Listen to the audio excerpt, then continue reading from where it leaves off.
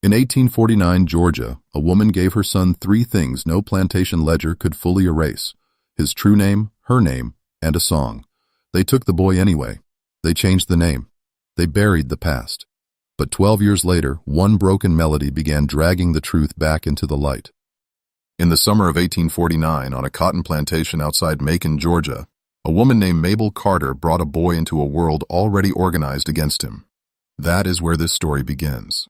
Not with mercy, not with justice, not with the sentimental lies the Old South later told about loyalty, order, or household peace.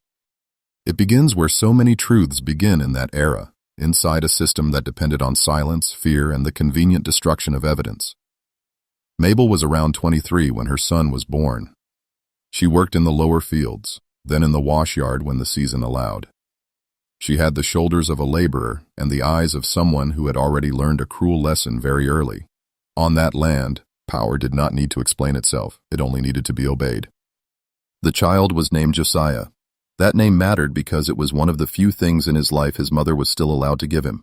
She could not give him safety. She could not give him protection under law. She could not give him a future untouched by the ambitions of white people who measured human lives like livestock, acreage, and profit. But she could give him a name. And in a place built on theft, that was already an act of resistance. Josiah was light-skinned. That fact moved through the plantation the way ugly truths always do, quietly at first. Then everywhere. Nobody needed to hold a public inquiry. No one needed to write down what polite people preferred to leave unwritten. Faces said enough. So did glances. So did the sudden tension in the main house whenever the child was seen too clearly in daylight. The owner of the plantation, Edwin Whitfield, was a man of property, church posture, and practiced authority. Men like him survived by dividing their lives into two columns: public respectability and private rot. He belonged to a class that wanted obedience from the people it exploited and admiration from the society that excused it. That combination required one skill above all others: concealment. His wife, Eleanor Whitfield, understood the child for exactly what he was. Not a scandal to be mourned. Not a child to be protected. Not even a human being in the fullest sense. To her, Josiah was a living accusation. A face that turned rumor into shape. A pair of eyes that made the household's moral decay impossible to keep completely indoors. And so, before the boy had even learned what danger truly was, danger had already settled over him. Eleanor did not like Mabel, but hatred sharpened when Josiah began to grow. An infant could still be hidden in swaddling cloth and backroom shadows. A growing boy was harder to explain away. By the time he was 4, workers from neighboring land had seen him. Drivers had seen him. Traders passing through had seen him. A child does not need to speak to make a house nervous. Sometimes resemblance is enough. This is what slavery did better than almost any institution in American history. It turned wrongdoing into administration. It took sin, dressed it in routine, and called it order. A child could be erased not with rage, but with paperwork. Not with confession, but with sale. Mabel knew the mood in that house before anyone spoke it aloud. Women in her position often knew before the official decision came down, because they lived near the floorboards of power. They heard fragments, a half-closed door. A hissed argument, a sentence cut short when footsteps approached. She knew Eleanor wanted the boy gone long before she heard the words plainly. By 1854, Josiah was 5 years old enough to ask questions, old enough to remember songs, old enough to run toward his mother when frightened. That was precisely the problem. A child with memory is harder to destroy than a baby. A child with speech can carry truth from one county to the next. And a child who keeps growing starts to resemble the men who created him. So Eleanor Whitfield began pressing for removal. Not someday. Not later. Soon. By early 1855, the decision had hardened. Josiah would be sold after his 6th birthday. Listen carefully to what that means. A woman in that house looked at a 6-year-old boy and did not see innocence. She saw inconvenience. She saw a witness. She saw an object that needed to disappear so the household could continue pretending to itself. That is how cruelty survives, not always in the heat of madness, but in the cold arithmetic of self-protection. Mabel tried what women in bondage had always tried: delay, negotiation, usefulness, endurance. She did not waste time appealing to conscience where conscience had already failed. She made herself necessary instead.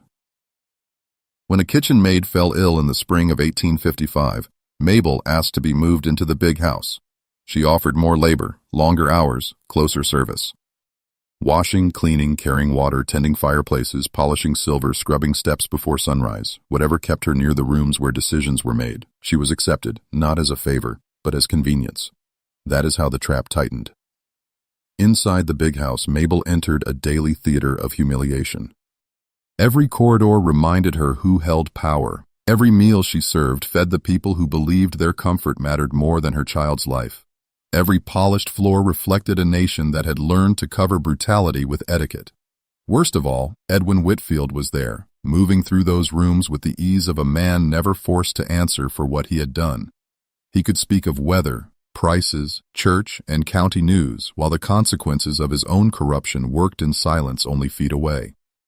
This is the true obscenity of such households, not merely that evil occurred there, but that breakfast still followed it, that curtains were adjusted, guests were welcomed, prayers were spoken, and records were kept as though decency still lived in the building. Mabel endured it because Josiah was still within reach. In the evenings, when she could steal a little time in the quarters, she began teaching him what to remember. Not reading first, not numbers, not obedience, memory. Your name is Josiah, she told him. Not the name they may call you later, not the name a ledger may assign, not the name a trader may shout across a yard. Your name is Josiah. Then the second truth. My name is Mabel Carter. I am your mother. She made him repeat it softly, then clearly, then again until he could say it without hesitation. She was building a record in the only archive slavery had not fully conquered, the mind of a child. Then came the third thing, a lullaby. Not a grand hymn, not some polished composition fit for a parlor.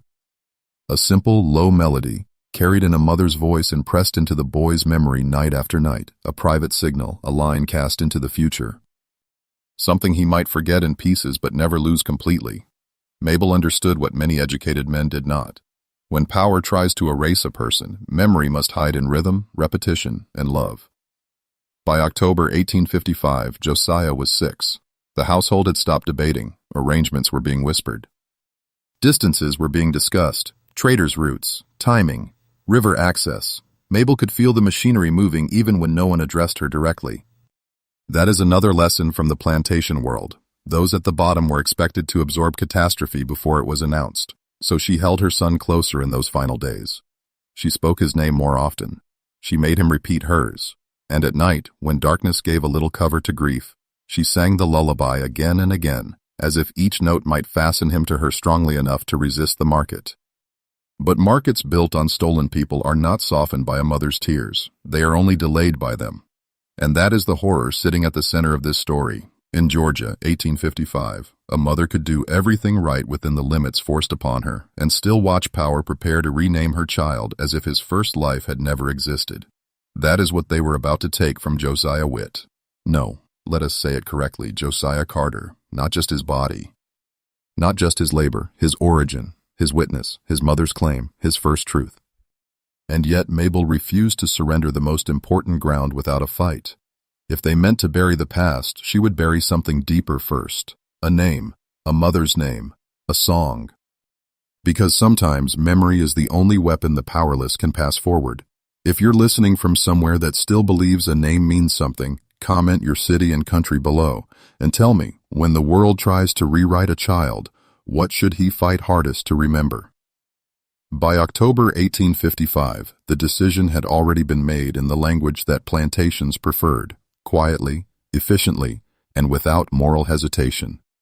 No public scene, no formal announcement to the people whose lives were about to be torn apart. Just a set of arrangements passed between white hands, as if the matter concerned freight, not a 6-year-old boy who still answered to the name his mother had given him. That is how systems of domination preserve themselves. They do not always roar. Often they whisper. They make the unforgivable sound procedural. On the Whitfield plantation outside Macon, Georgia, the days before Josiah's removal passed with a terrible kind of normalcy. Cotton still moved. Meals were still served. Horses were still fed. Eleanor Whitfield still gave household orders in the same clipped tone, as though there were nothing especially monstrous in preparing to sever a child from his mother before winter. Edwin Whitfield still carried himself with the stale dignity of a man protected by race, money, and custom. The house still expected labor. The house still expected silence. Mabel was given neither mercy nor explanation. She did not need one. By then, the truth had become visible in smaller signs. A trader's visit that lasted too long, a ledger opened and closed in Eleanor's sitting room, a wagon discussed at an unusual hour, the careful avoidance of Josiah's presence when certain men entered the yard. Plantations taught black mothers to read danger the way sailors read weather. A tightening voice, a door shut too quickly, a sudden burst of politeness from people planning cruelty. She knew, and yet even then she continued the ritual at night. Your name is Josiah Carter. Not because she believed repetition could stop the sale. By then she understood the sale might already be paid for in part. She repeated it because truth spoken aloud is harder to kill completely. And who am I? You my mama, the boy would say first, still in the grammar of childhood. Then she would press gently, urgently. Say my name. Mabel Carter. Again. Mabel Carter. Again until he grew tired. Again because the world around them was preparing to tell him something else. The removal came before dawn in the final week of October 1855. That timing was deliberate. Darkness protects cowards. Men who traffic in broken families prefer low light because daylight makes the facts too clear. Josiah was pulled from sleep before he fully understood what morning it was. Mabel reached him, but not long enough. She was allowed the cruelty of proximity, not the mercy of intervention. She held his face. She spoke quickly, the way people do when time has been reduced to seconds by someone else's power. Your name is Josiah. Mine is Mabel Carter. Listen for the song. The boy was crying by then, not yet with the full terror of comprehension, but with the fear children feel when adult hands move too fast and familiar walls suddenly stop protecting them. He called for her as he was carried toward the wagon. Witnesses later remembered that Mabel did not collapse immediately. She stood still first. That matters. Some grief is so severe it freezes the body before it breaks it. Then the wagon left. There are moments in American history that should be remembered not as background conditions, but as crimes repeated so often, people became numb to them. This was one of them. A child of 6, taken from his mother under authority, recognized by law. A lawful outrage, a documented obscenity, a transaction dressed as order. From Macon, the route carried Josiah south and west through the commercial veins of the slave market. First by wagon, then toward the river system that linked the upper South to the plantations of the deep South, where demand for labor kept human prices high and family ties disposable. The journey itself was part of the erasure. Distance confuses memory, new accents, new roads, new overseers, new trees, new water. A child can be uprooted geographically before he is fully uprooted in his own mind. He was not the only one in transit. That is another point history must not soften. The trade was not chaotic, it was organized. It had routes, schedules, holding points, price logic, and regional demand. Children, women, men, sorted, transported, resold. The whole machine depended on reducing the human story to inventory. A mother's scream had no place in the ledger. A child's true name had no market value unless it interfered with sale. By November 1855, the boy from Georgia arrived in St. Landry Parish, Louisiana, in a region that fed its fortunes through cotton, sugar, and the disciplined destruction of black autonomy. The plantation receiving him belonged to Augustus Reed, a man less polished than Edwin Whitfield and more openly transactional. Reed did not care what past the boy came from. He cared what future labor might be extracted from him. And before that extraction could begin, the first theft had to be completed properly. His name was changed, not informally, not as a passing nickname, deliberately. Josiah Carter became Thomas Reed. That is how the record began to lie. The new surname served its purpose immediately. It attached the child to the household that claimed him and severed him on paper from the woman who had borne him. This is what power often understands before its victims do. Naming is not symbolic, it is structural.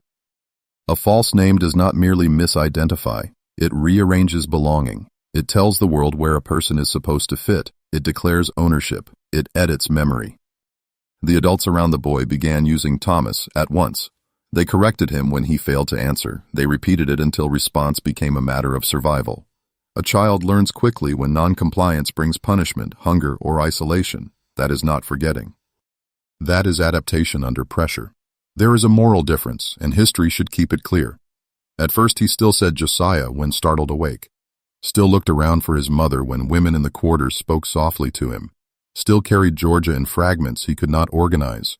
Red clay underfoot, a washyard smell, the cadence of Mabel's voice, the touch of her hand against his cheek before sunrise. But slavery was patient when violence alone was not enough. It understood repetition, it understood exhaustion, it understood how to make yesterday harder to reach. Soon the new instructions followed the new name. Do not speak of the old place. Do not ask about your mother. Do not answer to what you were called before. Do not sing what you learned there. Each command worked toward the same end: destroy continuity. Break the line between child and origin. Make the imposed life feel like the only life. This was not accidental cruelty. It was policy at the level of habit. Plantations feared remembered identity because remembered identity could mature into defiance. A child who knows who he was may one day ask why he was turned into someone else. By the winter of 1856, Thomas Reed, so the records would have said, was already being trained into the rhythms of Reed's plantation. Carry this, fetch that, stay clear of the cane rows. Watch the older boys, learn the yard, learn when to speak and when to lower your eyes. The work expected from him was still small, but the discipline was not. Discipline always arrived before labor did. The system wanted posture before productivity, obedience before strength. Yet memory did not vanish on schedule. At night, when the cabins fell quiet, the boys sometimes hummed something without understanding why. Not a full song. Only pieces. A few notes, then silence. Then the shape of a melody that seemed to promise a face he could no longer fully see. Women nearby noticed. One older woman, known as Aunt Dinah, later recalled that the child carried a tune like he was reaching for someone just outside the door. He did not know where it came from. But it remained. So did the scar. A small crescent-shaped mark on his wrist, old even then, something from early childhood that no new owner could explain because no new owner had been there when he got it. That scar mattered because systems built on stolen identity hate physical evidence they did not author. The scar did not speak, but it contradicted the fiction of total rebirth. It said there was a before, and there was, a before with a mother named Mabel Carter, a before with a name called Josiah, a before with a lullaby that had survived the road better than anyone in power had intended. That is the truth that the plantation could not fully control. It could move the child from Georgia to Louisiana. It could enter a false name in a ledger. It could surround him with strangers and command him to forget. But command is not the same as erasure. Paper is not the same as truth. A stolen child can be relabeled long before he is remade, and in this case the remaking would remain incomplete, quietly, stubbornly. Fatally for the lie, because somewhere beneath the name Thomas Reed, a boy called Josiah Carter was still listening for a song. By 1857, the plantation in St. Landry Parish, Louisiana had done what such places always set out to do, not merely extract work, but reorganize a child from the inside out. The boy taken from Georgia no longer heard the name Josiah Carter spoken in daylight. On Augustus Reed's land he was called Thomas now, sometimes Tom, depending on who wanted his attention and how quickly they wanted it. A stolen child had been fitted with a replacement identity, and the adults around him behaved as if repetition itself could make the fraud sacred. That is one of the oldest crimes in American history, not just taking people, renaming them, rearranging them, forcing the victim to carry the label of the very system that swallowed him. Power prefers that second theft because it reaches farther. It does not stop at the body. It enters memory. It tries to colonize the soul. And yet, by 1857, the work of erasure remained incomplete. The boy had grown thinner and longer in the limbs. He was around 8 years old now, old enough to carry water, sort tools, run messages, gather scraps from the yard, and learn which voices meant danger before they rose. He had learned the plantation's map with the precision of necessity: the smokehouse, the quarter rows, the wagon shed, the cane edge, the kitchen steps where he was not meant to linger, the patches of mud that swallowed shoes in the rain, the places where overseers cut across to save time, the places where children could hide for maybe 2 minutes before someone noticed. This is how domination trains the young. Not through speeches, through atmosphere, through routines so constant they begin to feel like weather. Wake here, walk there. Carry this, lower your eyes, speak carefully, do not ask, do not pause too long. Do not look at the big house as if it belongs to the same world as your mother's arms once did. The plantation had no interest in whether Thomas Reed felt whole. It only cared that he became useful. so the adults in charge corrected him quickly whenever old fragments slipped out. Once, early that year, he answered too slowly when called Thomas from the yard. Another child whispered that he used to have a Georgia name. The remark spread just far enough to reach the wrong ears. By evening, the correction had come, not as a moral lesson, but as discipline. The message was clear. Whatever he had been before was now treated as disobedience. That is the logic of slave society in its purest form. Make truth feel dangerous and falsehood feel necessary. Call the lie order. Call the wound maturity. Call adaptation gratitude. The boy adapted because children do adapt. That is not evidence of fairness. It is evidence of survival. He learned when to answer to Thomas without hesitation. He learned the speech rhythms of southern Louisiana. He learned the faces of the men who counted labor and the women who counted losses in quieter ways. He learned that adults in bondage often said important things twice, once plainly, once in code. He learned to stop asking where Georgia was because no one could point to it in a way that helped him. But forgetting is not as simple as owners imagined. Memory rarely leaves in a clean line. It decays unevenly. A face goes first, then a room, then the exact color of a dress, then the shape of a doorway. What lingers are fragments. A smell after rain, a phrase without context, a hand on the back of the neck, a tune heard so early it settles below language. That is where the plantation failed with this child. It could suppress his history in words, but not entirely in sound. At night, especially in the damp heat after long days, the boy sometimes hummed in his sleep. Not a full melody, never enough at first to make sense. Just broken measures. A rise, a fall, then silence. Then the same small pattern again, as though something in him kept reaching toward a locked room. Aunt Dinah heard it more than once. She was an older woman in the quarters, already carrying the posture of someone who had buried too much and therefore wasted no movement. Her memory was sharp, even when her knees were not. She had lived long enough to recognize the difference between habit and haunting. One evening in July 1857, while shelling peas near her doorway, she heard the boy humming under his breath beside the steps. He did not seem aware of it. His hands were busy with a broken strap. His eyes were elsewhere, but the tune was there, low and unfinished. She asked him where he learned it. He said he did not know. That answer mattered.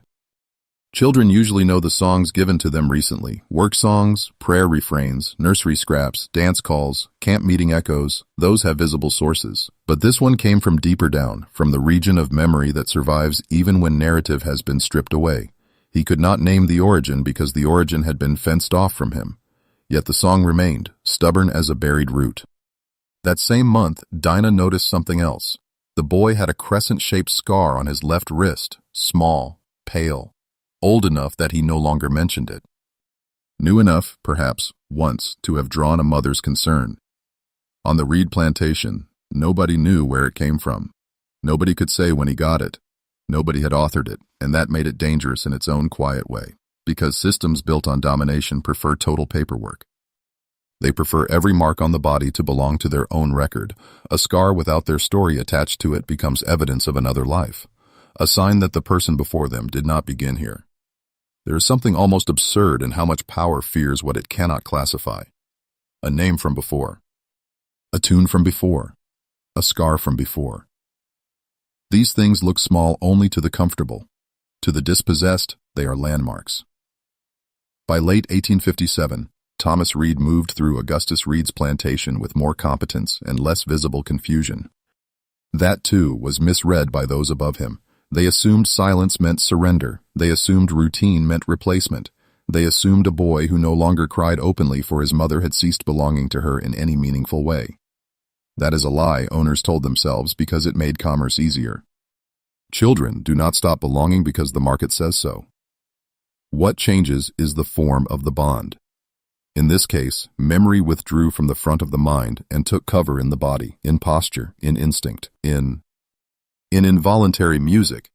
When the boy was frightened, he still pressed his wrist against his chest the way he may have done years earlier while being soothed. When half awake, he sometimes formed a sound that resembled ma. Never fully, never long, but enough for listening ears to notice. When rain struck the roof at night, he became restless in a way none of the others could explain. He was not remembering in sentences. He was remembering in residues. That is what slavery underestimated again and again. It believed control over movement guaranteed control over meaning. It believed distance could do the work of erasure by itself. It believed a child cut off from his mother long enough would eventually belong only to the people who profited from his labor. And, in a practical sense, yes, that system often succeeded for years at a time.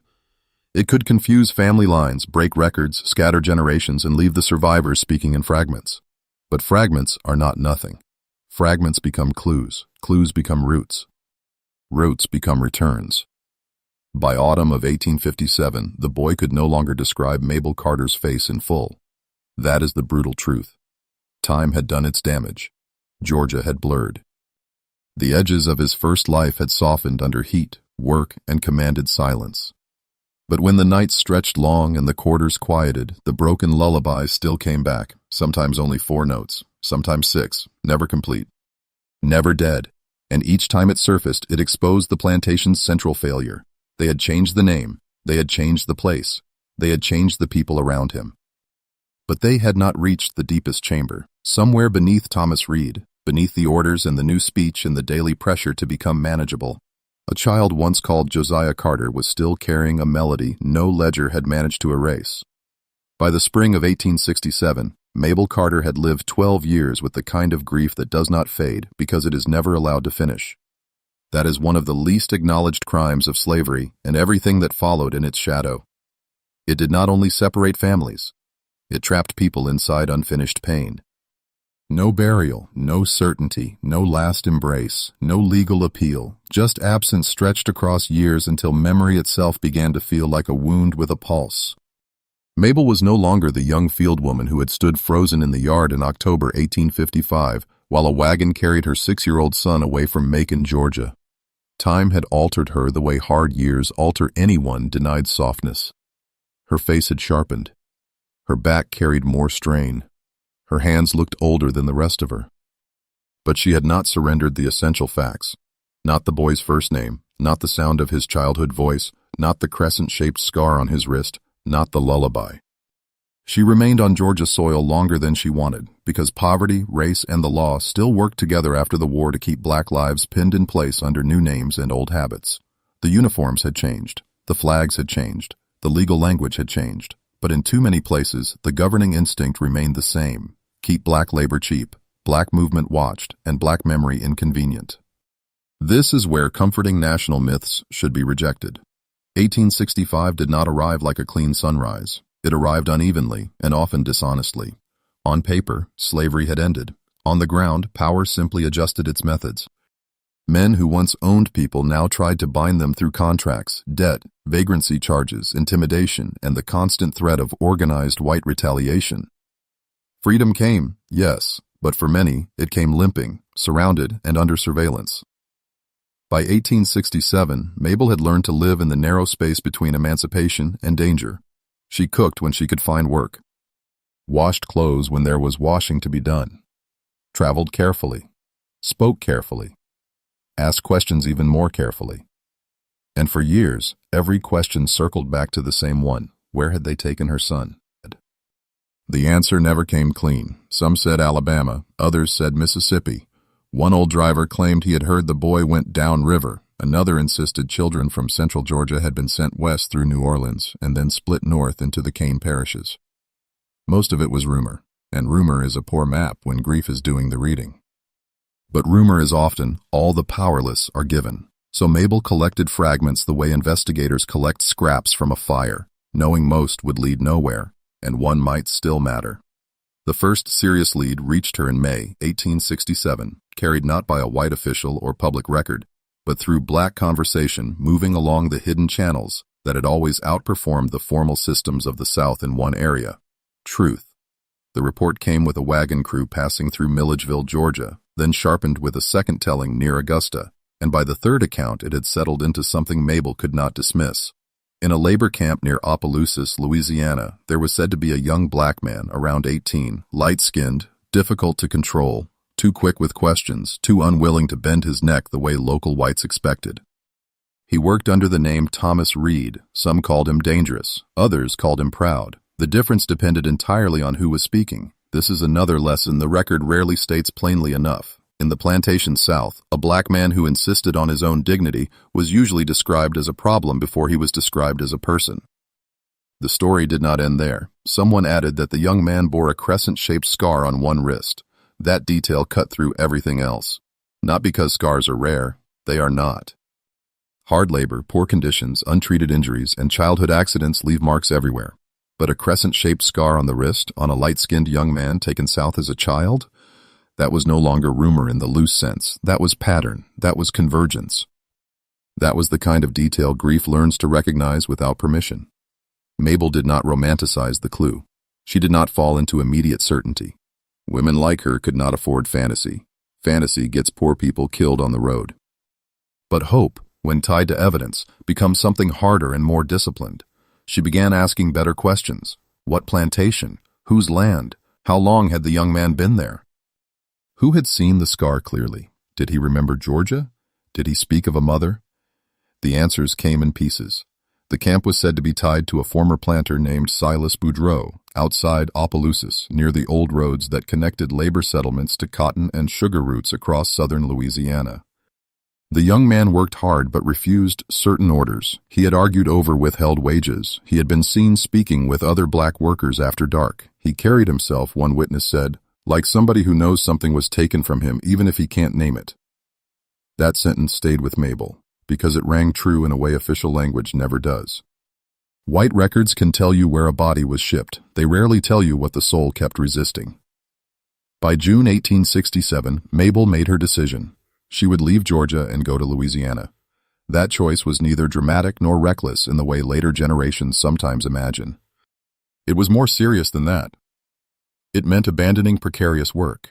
It meant stepping into roads still unsafe for black travelers.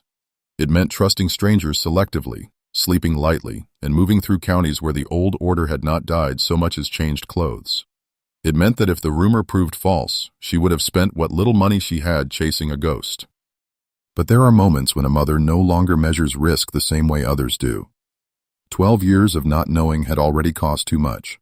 Certainty, even terrible certainty, is sometimes kinder than endless possibility. She left with a small bundle, a little money, and the names she had memorized from passing talk. Opelousas, St. Landry Parish, Boudreau, Thomas Reed. The trip took time because poor people in the Reconstruction South did not move through the world with ease. They moved through permission, suspicion, weather, and luck. Some stretches were by wagon when drivers agreed to take her, some were on foot, some by rail where allowed, some by riverboat where she kept her eyes down and her ears open. At every stop she listened. Black dock workers, washerwomen, cooks, mule handlers, field hands, church people, children who overheard adult talk, these were her informants. Not by title, but by necessity. The South's real archive was still carried in black mouths. As she moved farther west in July 1867, the story sharpened. Thomas Reed was no ordinary laborer, they said. He spoke against cheating. He refused to let older men be humiliated without witness. He had once stepped between a white foreman and a younger black boy and paid for it later. Nothing theatrical. Nothing foolish. Just the kind of defiance that grows when a person has lived too long under a false explanation of himself. Mabel listened to each account with the discipline of someone afraid of hope, but more afraid of regret. She did not announce, "That is my son." Not yet. She kept gathering. Then one woman in a cookhouse outside Baton Rouge told her something else. The young man sometimes hummed under his breath while working. Not songs from the camp, not church standards, not dance tunes. Something older, broken, repetitive, hard to place. Mabel said nothing for a long moment. Because there it was again. The second sign. The song. Not whole, perhaps. Not recognized by the singer himself. But alive. The deeper she traveled into Louisiana, the more the case against forgetting assembled itself. A scar, a restless dignity, a broken melody. An age that matched, a route that made sense. A new name imposed in childhood. This was no longer only maternal instinct, it was evidence. By the time she reached the outskirts of Opelousas in August 1867, Mabel was exhausted, underfed, and more certain than she had allowed herself to be at the start. The land there was flatter, wetter, heavier in the air than Georgia. The roads carried the look of old wealth and recent decay. Former plantations still stood, but the authority inside them had grown less confident and more vicious. Reconstruction had not humbled men like Silas Boudreau. It had merely made them angrier that black people now had any claim at all to wages, movement, or self-definition. That made the rumor of a defiant young man entirely believable. Men like Boudreaux could tolerate black labor. They could not tolerate black memory awakening inside it. Mabel kept to the edges at first, staying with black families when she could, trading labor for a corner of floor space, asking cautious questions after dark. She learned the layout of the Boudreaux place, the fields, the cabins, the yard, the roads watched most closely. She learned that Thomas Reed had indeed become a source of tension. He was not reckless, they said. Worse, from the planter's perspective, he was thoughtful. He listened, then resisted. He remembered things no one had officially taught him. He seemed to sense that the story attached to his name was incomplete. And that is where power begins to tremble, not when the oppressed become loud, but when they become certain the lie is a lie. Standing on Louisiana soil in the late summer of 1867, Mabel Carter was closer to her stolen son than she had been in 12 years. She had not yet seen his face. She had not yet heard his voice. She did not know whether he would know her, believe her, or turn away in confusion. But the road had brought her this far, and the evidence had done what the law never had. It had carried a mother back to the scene of the second theft. Now only one question remained. When she finally stood before the young man called Thomas Reed, would anything of Josiah Carter still be there to answer her? By late September 1867, after weeks of listening from doorways, cook sheds, wagon paths, and churchyards, Mabel Carter finally stood close enough to see the young man called Thomas Reed with her own eyes. And the first truth was this: he was alive. The second truth was harder. He did not know her. For 12 years, Mabel had lived inside one question. What becomes of a child after strangers take his name, his place, and the legal right of his mother to claim him? Standing near the edge of the Boudreaux labor camp outside Opelousas, Louisiana, she got her answer all at once. He had become a young man, broad through the shoulders now, sharper in the face, quieter than the rumors suggested. Watchful in the way men become watchful when the world has punished them for asking simple questions too early. His skin was still light. His left wrist still carried the small crescent-shaped scar. His posture carried something else: distance. That distance was the true cost of the years between them. The people who like to speak abstractly about history often flatten this kind of scene into sentiment. They imagine recognition as immediate. They imagine blood ties announcing themselves like thunder. They imagine a mother sees her son, a son sees his mother, and time politely steps aside. Real damage does not behave that way. When a child is taken at 6, renamed, moved across states, and trained to survive by distrusting memory, reunion is not a miracle. It is an argument against 12 years of forced forgetting. It is fragile. It is uncertain. It can fail on first contact. Mabel did not run toward him. She was too careful for that. Women who survive systems like this do not confuse hope with strategy. For 2 days she watched him from safe distance, speaking first with black workers who knew his routines. He rose before dawn, worked long, spoke little while white men were near, and became more direct only after dark. He was said to have confronted Silas Boudreaux's foreman twice over shorted wages since the summer. He had also been seen talking quietly with younger workers about leaving, though no one yet knew when or how. That detail mattered to Mabel, but not before the deeper fact before her. This was a young man already fighting some unnamed theft in his own life, even if he still lacked the language for it. On the evening of September 29, 1867, she arranged the first approach through an older laundress named Eliza Green, who was trusted enough to move between cabins without drawing much notice. Eliza brought Thomas to the back of a cook shed after dark on the pretense that a woman from Georgia wanted news of an old transport route. It was a thin excuse, but thin excuses often serve when everybody involved understands the deeper purpose. He stepped into the doorway carrying suspicion before he carried recognition. Mabel saw it immediately, not hostility exactly, caution. Fatigue. A man who had learned that strangers often arrived carrying demands, not truth. He looked at her once, then again, waiting for her to speak first. She did. "You were taken from Georgia," she said. That made him still, but only slightly. "A lot of folks were," he answered. His voice was lower than she had imagined, but the cadence struck her at once. Not memory returned whole, more like a note from an old instrument she had not heard in years. She moved carefully. You was a child, 6 years old, sent south. He did not deny it. He did not confirm it either. That silence told its own story. A man does not guard facts that mean nothing to him. Then Mabel said the name the world around him had been trying to bury since 1855. Your name was Josiah. Nothing. Not nothing exactly. His face did not change in the way hopeful stories would prefer. No instant revelation. No tears. No collapse into certainty. Only a slight narrowing of the eyes. The expression of a man hearing something that stirs irritation before it stirs trust. My name is Thomas, he said. And there it was. The wound spoken plainly. Not because he was rejecting her out of cruelty, because that was the name under which he had survived. The name attached to work, punishment, instructions, and years of daily life. People sitting comfortably generations later should be careful here. They should not judge too quickly what survival chooses to answer to. Mabel did not retreat. Your name now is Thomas because that's what they called you, she said. That ain't the same as what your mother named you. His jaw tightened. The room held silence for a few seconds too long. Eliza looked away as though she knew this was sacred ground and painful ground at once. Then Mabel gave the second truth. My name is Mabel Carter. That landed no better. He stared at her, not blankly, but with the strain of someone searching a locked room in his own mind and finding only shadows. It is possible to believe a speaker is sincere and still not know what to do with what she says.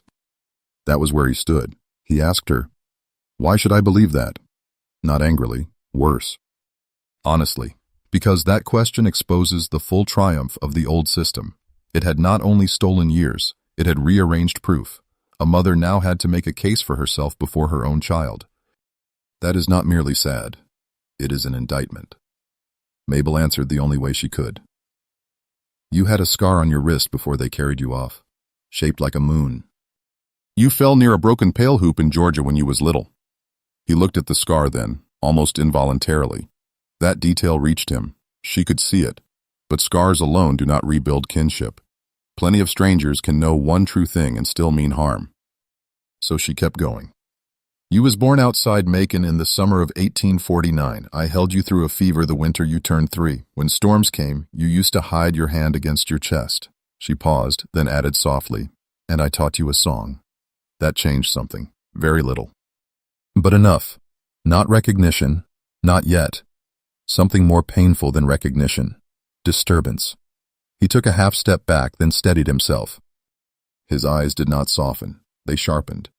As if what frightened him most was not the possibility she was lying, but the possibility she was not.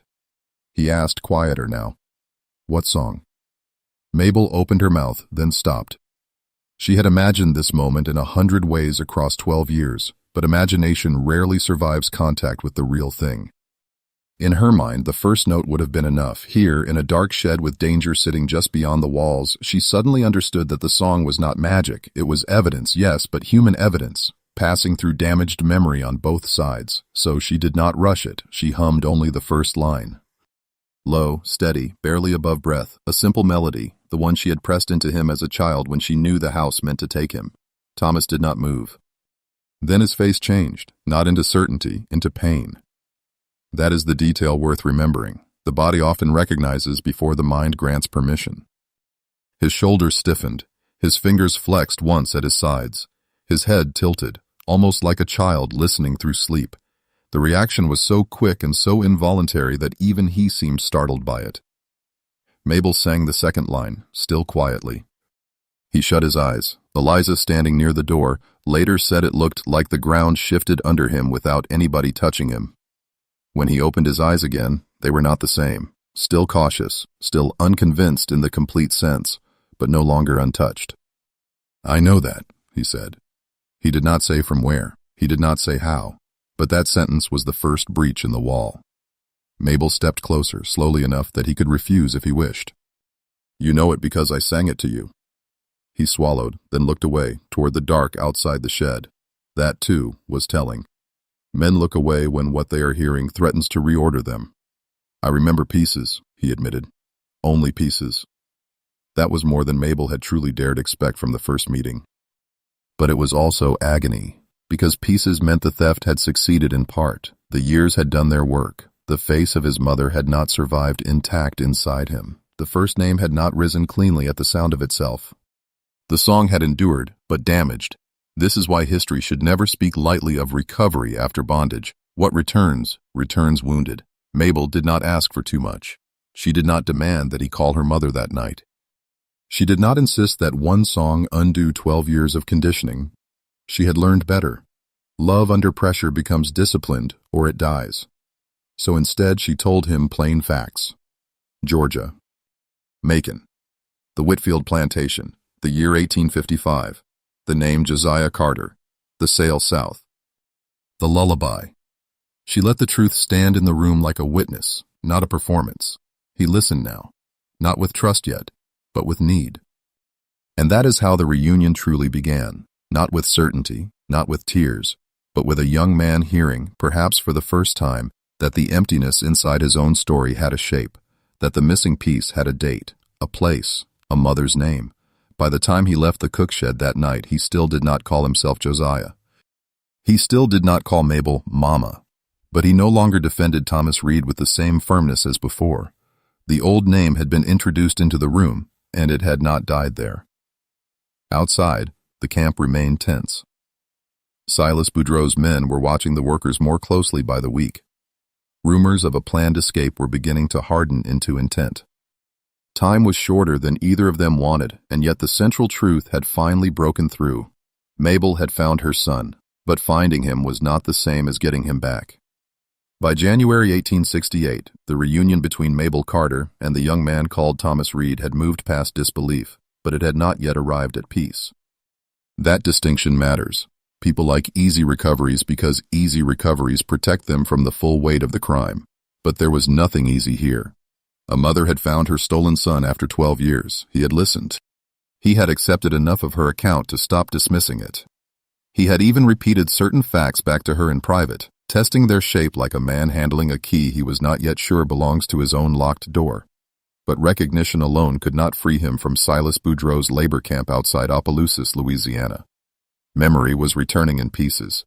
The system around him remained intact. That is the truth. Sentimental versions of history prefer to skip. A man can recover his name and still remain trapped in another man's power. A son can begin to believe a mother and still wake before dawn under somebody else's control. Emotional truth does not automatically produce material freedom. By the first week of January 1868, Mabel had learned enough about the Boudreau place to understand the danger clearly. The old plantation structure had not disappeared with the war. It had changed language. Men like Boudreau now spoke more often of contracts, debts, and order, but the core instinct remained untouched. Keep black labor contained, cheap, watched, and punishable. Workers who tried to leave before settling false accounts could be hunted. Men who spoke too openly could be singled out. Women who carried messages could disappear into rumor. Boudreau had grown especially suspicious through the winter. Cotton returns were uncertain. Labor discipline was fraying. Too many black workers were asking questions that should have been basic in any honest society. How much am I owed? Why am I being charged for tools? Who decided I cannot leave? But in Louisiana in 1868, those questions still sounded dangerous to white men raised under the assumption that black submission was a natural condition. Thomas Reed, Josiah Carter, though he was not yet ready to wear the old name in public, had already become a marked man in Boudreau's eyes. He did not shout, he did not posture. That would have been easier for the whites around him to dismiss as youthful temper. He did something more serious. He observed. He remembered. He asked precise questions.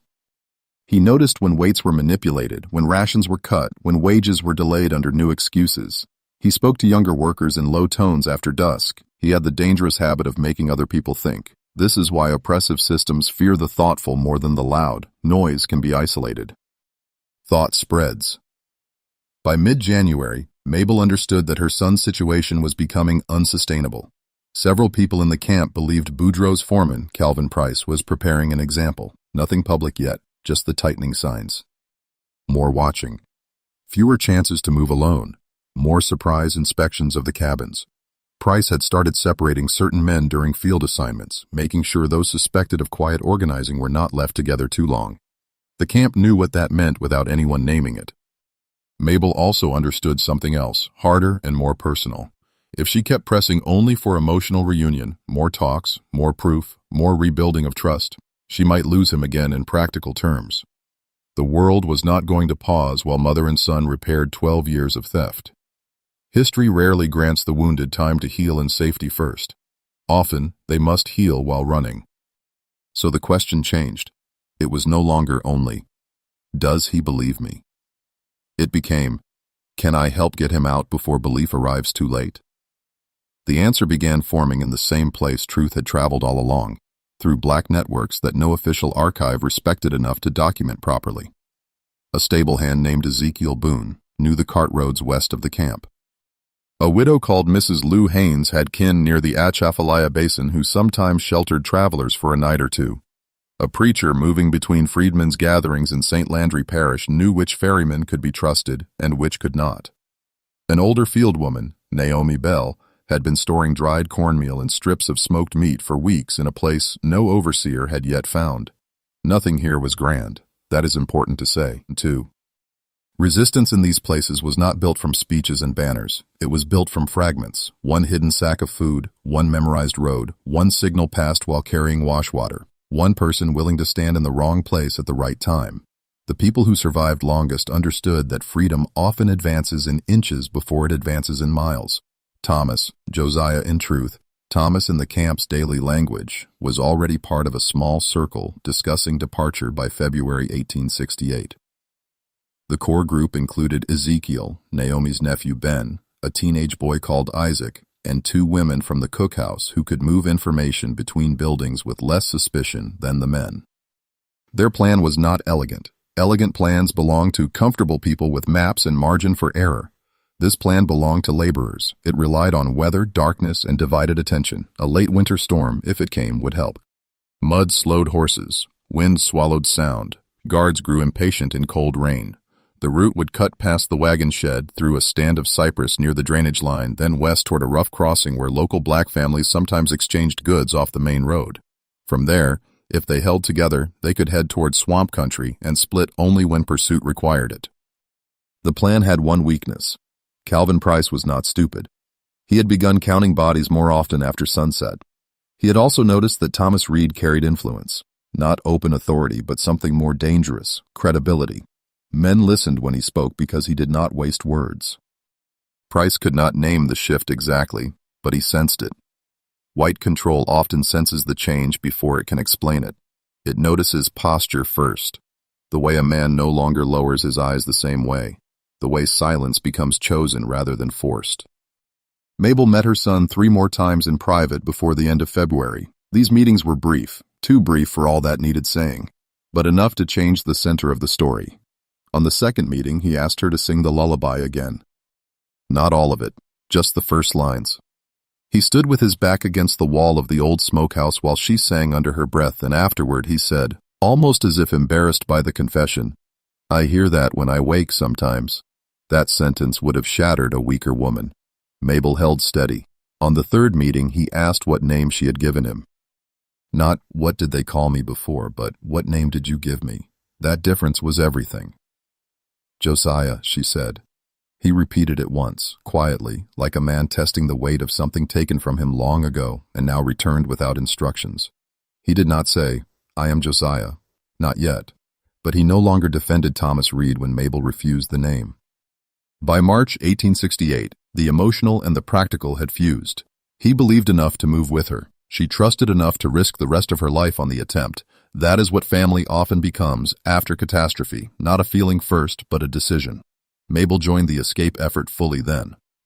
She carried information because she was less known on the plantation than the workers who slept there every night. She noted when Price changed routes. She watched which dogs were loose and which were tied. She learned that Boudreaux planned to send 2 men to New Iberia with wagon freight at the end of the month, leaving fewer eyes in camp for a single night. She also learned, through a kitchen exchange, that Price intended to isolate Thomas Reed after a wage dispute already simmering near open confrontation. Time had run out. If they waited for certainty, they would lose the chance. This is where moral language must be plain. The burden was not on black workers to prove they deserved escape. The burden belonged to the system that had stolen years and still expected obedience after official emancipation. Men like Boudreaux complained about ungrateful labor while standing on land enriched by generations of theft. They wanted the appearance of a new era without surrendering the habits of the old one. They wanted wages low enough to mimic bondage, movement restricted enough to preserve hierarchy, and memory weak enough that the younger black generation would never fully name what had been done to them. But memory was no longer weak here.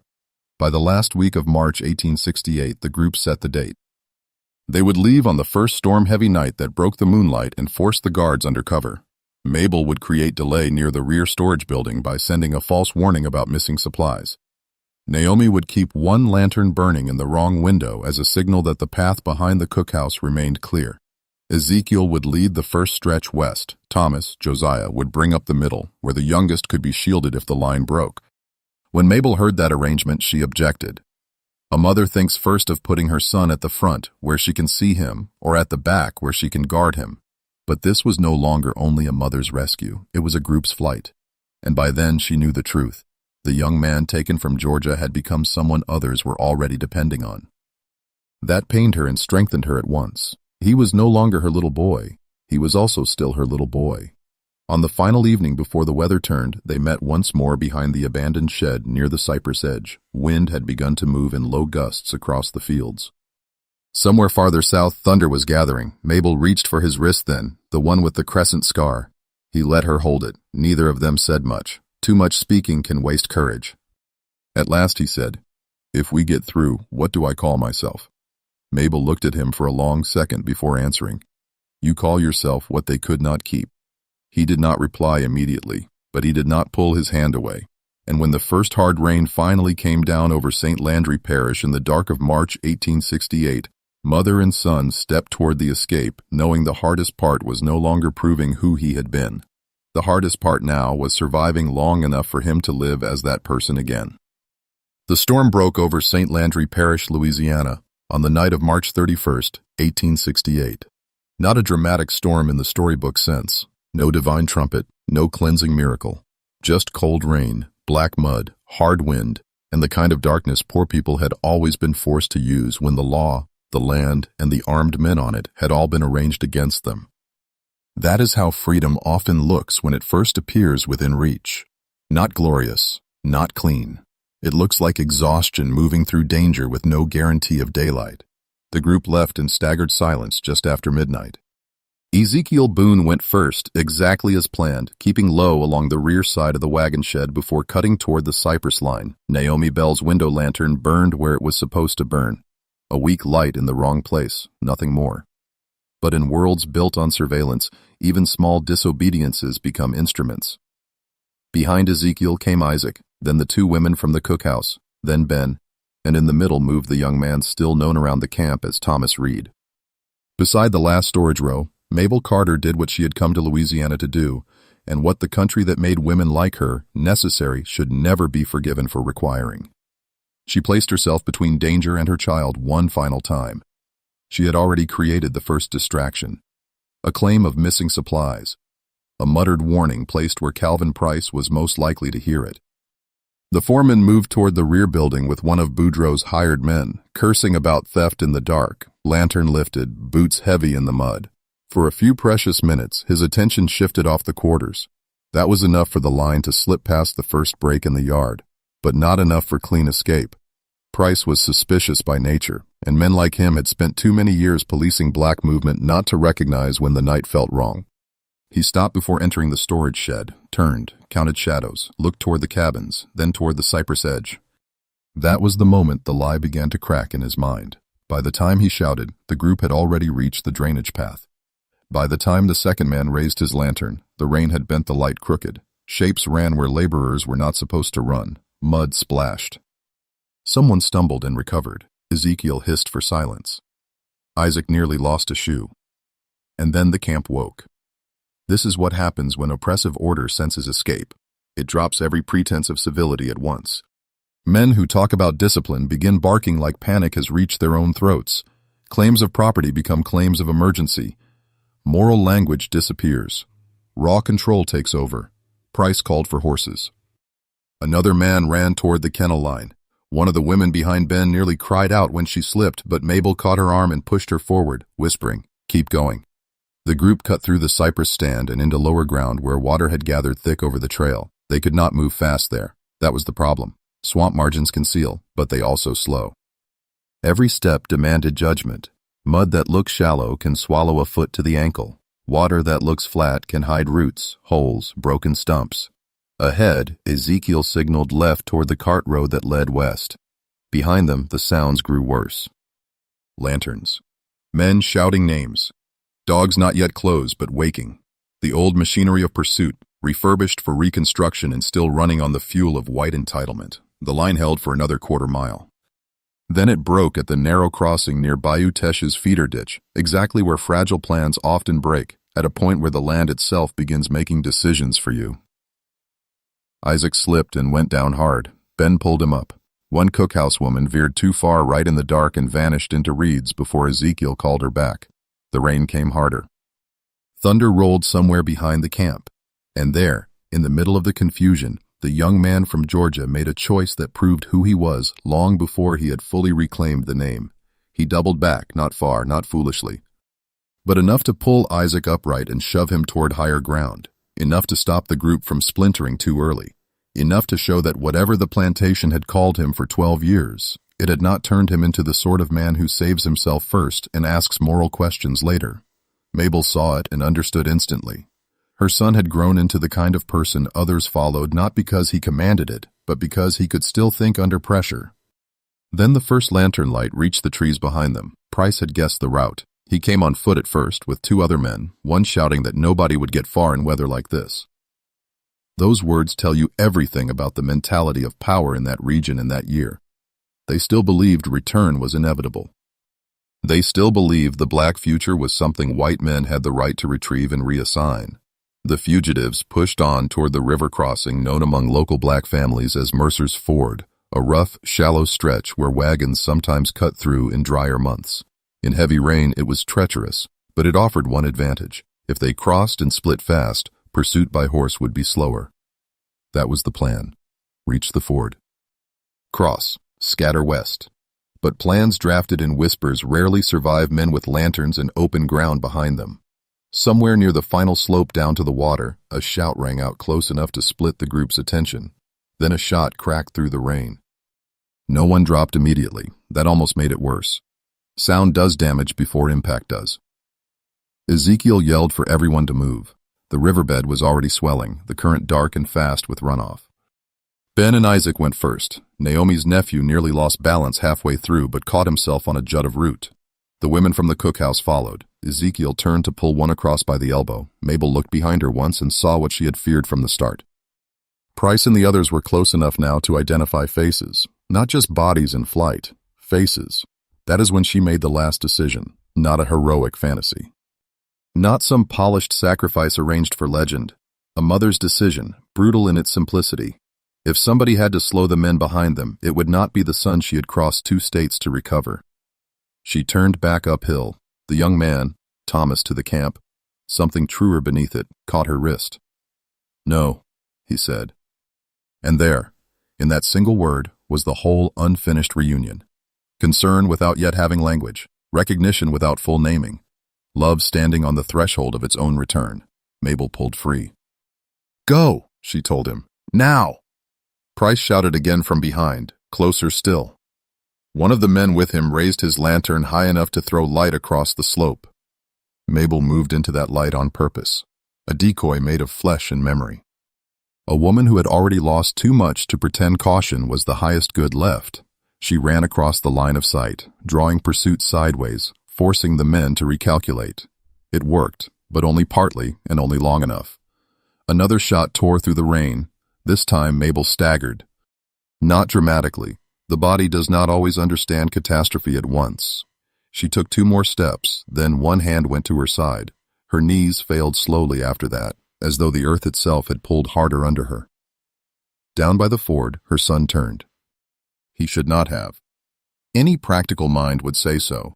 He should have crossed, vanished west, survived first. But survival is never purely practical when the person falling in the dark is the woman who gave you life before the world rearranged it.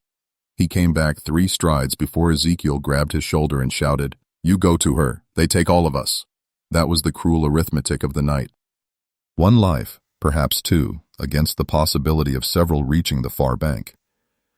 Mabel was still conscious when he reached the edge of the slope above her.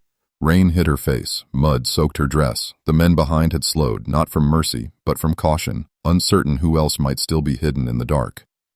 The moment hung there, thin, temporary, bought by weather and confusion. She looked up at him.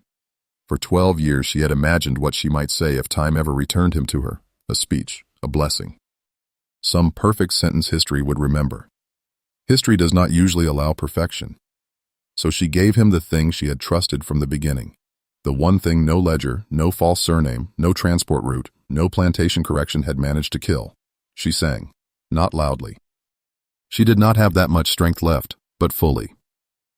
For the first time since 1855, she carried the lullaby from beginning to end without interruption, without breaking after the first line, without using it as evidence or signal. Just as a mother's song, whole. Complete. Restored in the same moment her own life was slipping out of reach. The young man stood still in the rain as if the song had pinned him to the earth, and this time the melody did what facts alone could not. It opened the final door. Not because magic exists, because memory, when fed enough truth, sometimes arrives all at once after years of delay. The scar, the broken notes in sleep, the fragments in the cookshed. Georgia, Mabel Carter, the old name, now the full song, the pieces locked. His face changed with the violence of recognition, not confusion now, not partial belief. Loss returned in complete form. He dropped to his knees beside her. And in that last moment, the name buried under Thomas Reed rose back to the surface of his own mouth. "Josiah," he said first, like a man hearing himself restored. Then the second word came after it, cracked and late and truer than everything the plantation had spent 12 years trying to teach him. "Mama." That was the victory. Do not look for a clean one. There was no clean one. Mabel did not rise. The men behind them were still coming. The rain did not stop for grief. Reconstruction did not suddenly become just because one family recovered the truth a few minutes before death closed in. But the victory was real all the same. The system had changed his papers, his route, his labor, his speech, and the name other men used to summon him. It had not kept his first name buried forever. It had not erased his mother. That matters. Because cruel systems survive by convincing the wounded that what was taken can never be named correctly again. They depend on permanent confusion, permanent distortion, permanent surrender to the record written by those in power. Here, at the edge of a flooded Louisiana crossing in spring 1868, that lie failed. The young man crossed the ford before dawn with the others, not untouched, not unbroken, but no longer only as Thomas Reed. Somewhere beyond that river, in the dangerous and unfinished future waiting for black people after slavery, Josiah Carter began again carrying the name his mother had placed in him before the market intervened. And Mabel Carter, dying in the mud under hostile weather and hostile men, left this world having done the one thing the powerful had spent years trying to prevent. She made her son remember. If this story stays with you, subscribe and comment your city and country below, and tell me what brought him back in the end. The scar, the song, or a mother's refusal to let the truth be buried.